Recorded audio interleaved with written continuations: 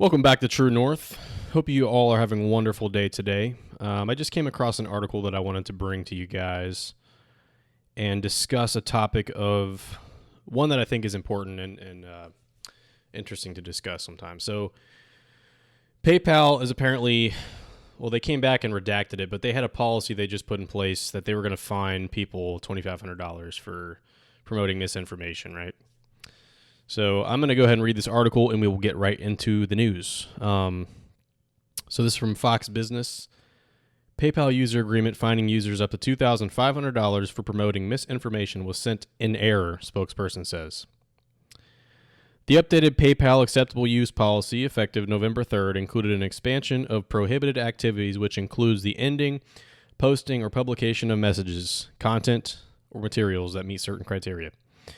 According to the updated PayPal user agreement, the company states that each violation could result in liquidated damages of up to $2,500 per violation, which would be withdrawn directly from their account. One of the violations listed according to this agreement is that users may not use PayPal to promote misinformation. So first off, what is misinformation? And who determines it? That's the main question that I have. As we've seen in the past few months and years, the term misinformation is really picking up a lot of steam. It's unfortunately used by some people to assert their own ideology. I think people use the term misinformation all the time nowadays to basically say that whatever you say is true is misinformation just because you disagree with me. So first of all, I want to demonstrate an example of what actual misinformation is so we can kind of dissect this policy. First thing is an example I want to paint. So misinformation. A good example of misinformation would be a study that says X medication reduces mortality of X disease by 30%.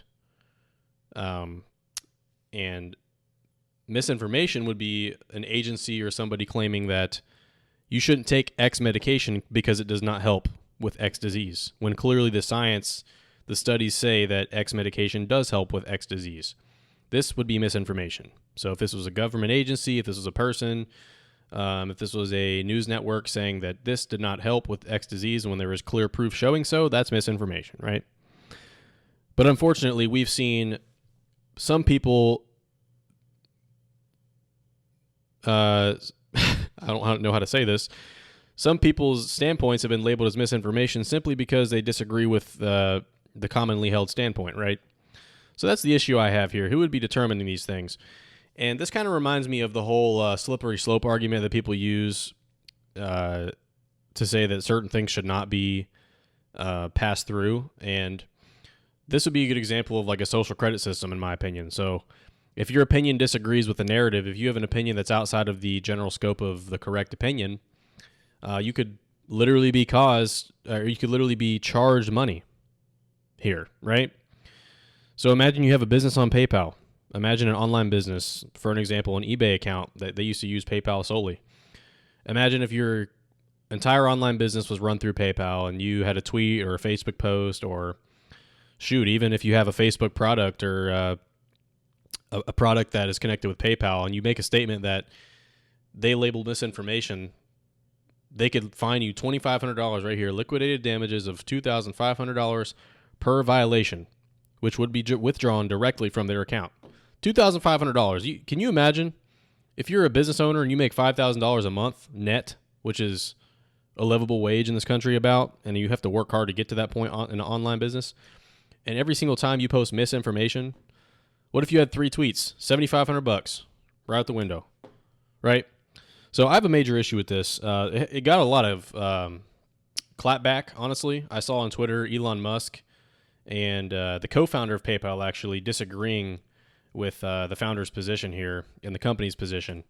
Let's see.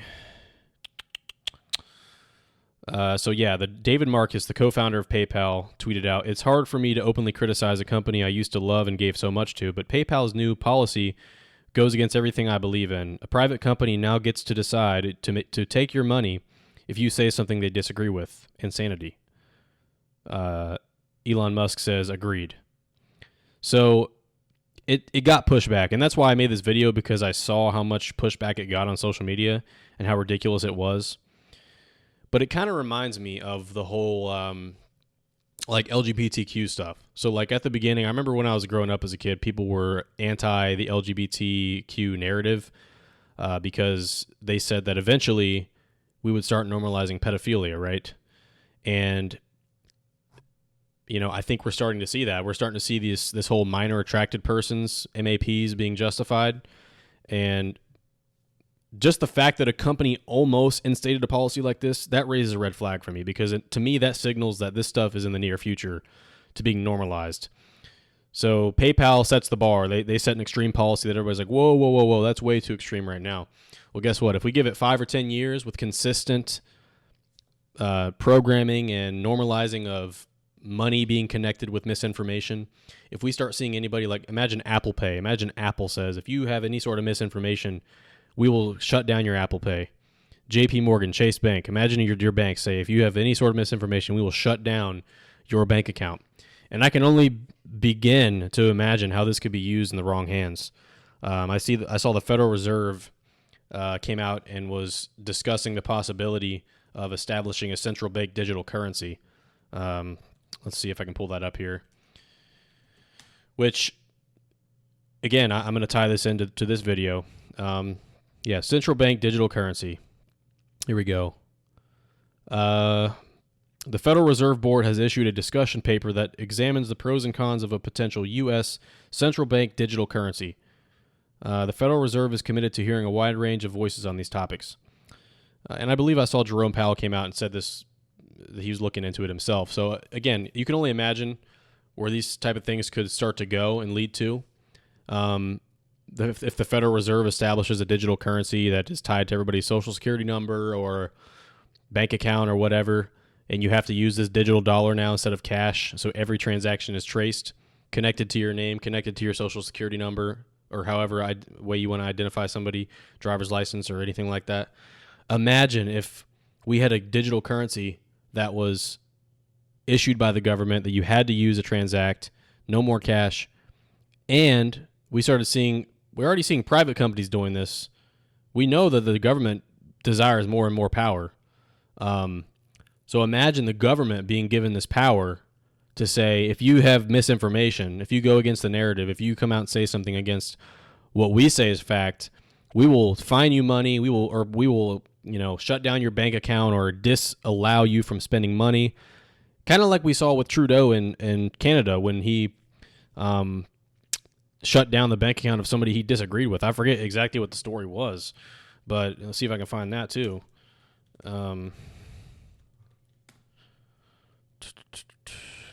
Trudeau, here we go, BBC News. Trudeau vows to freeze anti-mandate protesters' bank accounts. Trudeau said of the scope of the measures that it would be a time-limited and reasonable response. With no need for court orders, banks can freeze personal bank accounts of anyone who linked with the anti-vaccine mandate protests.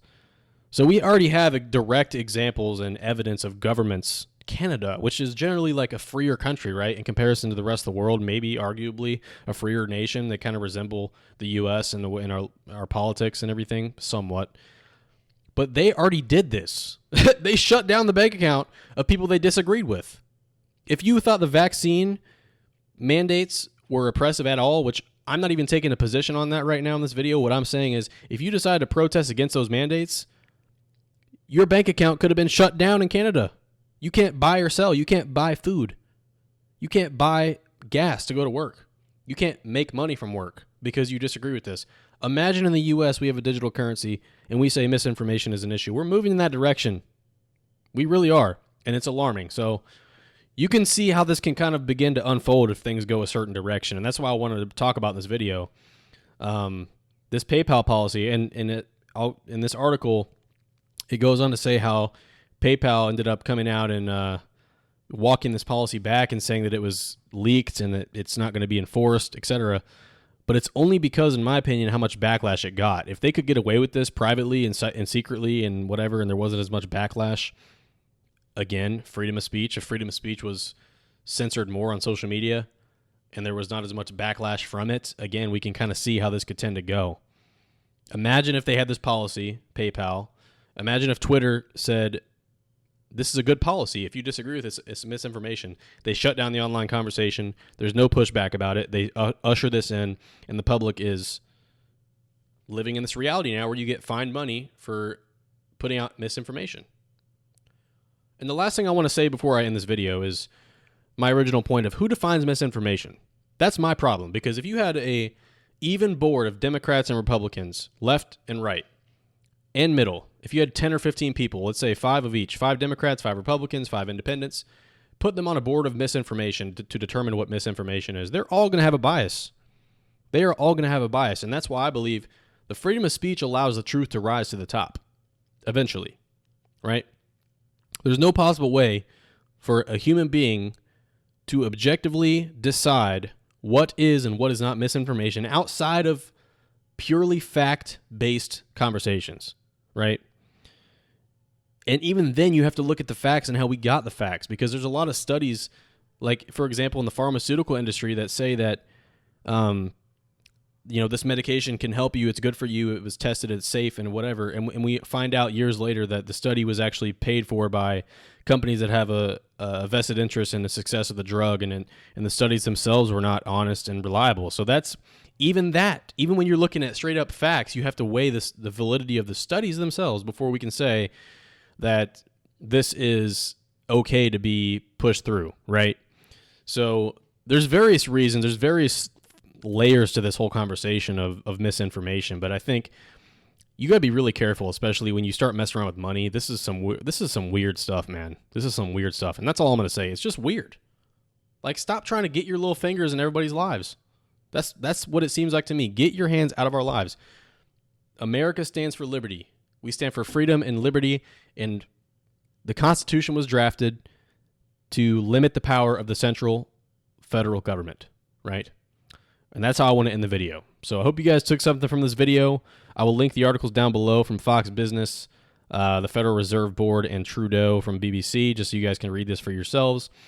Determine from yourselves. I'm here to bring you some of these ideas in the news and everything, and I hope you all determine for yourselves a logical standpoint based in fact after weighing out the news. That's what I want to do. So I hope you guys took something from the video.